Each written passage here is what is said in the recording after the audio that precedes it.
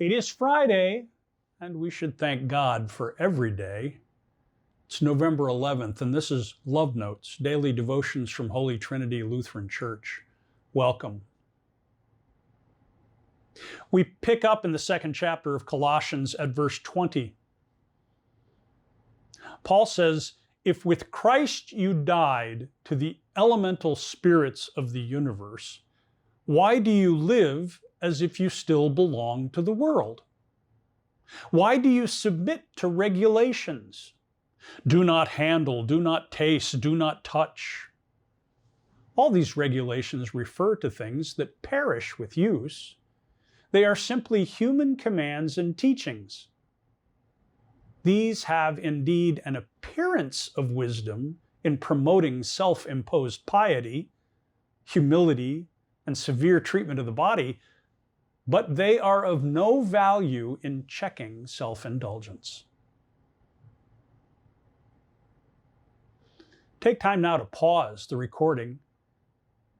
Read over the text yourself several times and make any note of the images that grab your attention, the words of comfort or counsel or challenge. And then when you've finished, start the recording back up and I'll share my reflections.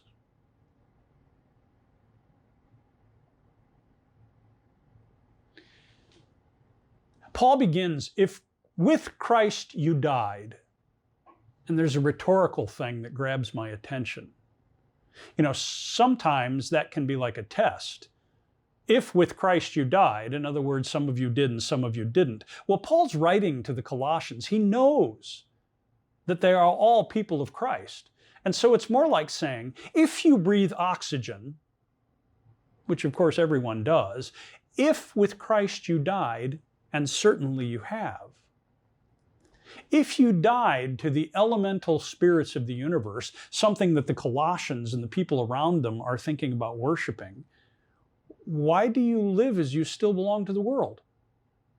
If you died, in other words, I'm thinking, to the power of riches and wealth and to the idea that you have to save yourself instead of being saved by God, then why are you acting like you don't believe that at all?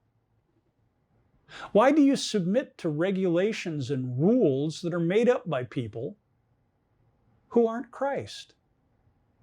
Don't handle that, don't touch that, don't hang around with those people, don't do this, don't do that. And that will get you to God. But that's all been set aside in the death and resurrection of Jesus. I'm struck in verse 22 where he says, all these regulations refer to things that perish. That's a constant theme throughout the New Testament, that we put our attention on things that'll die.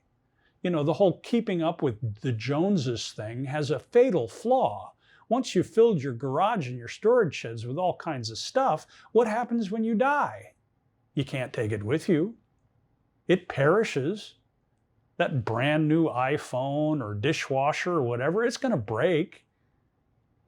So why spend so much time worrying about it, wanting after it, when the things that we should be concerned about are eternal? The life that Jesus gives us.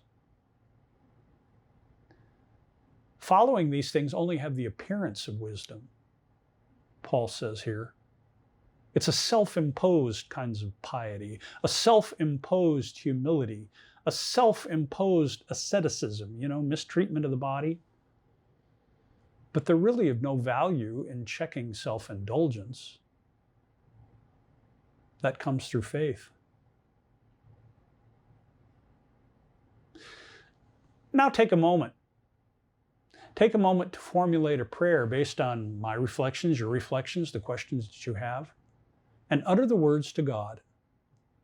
And when you've said them, then sit in silence and wait for the Lord to speak, for God will speak. Amen.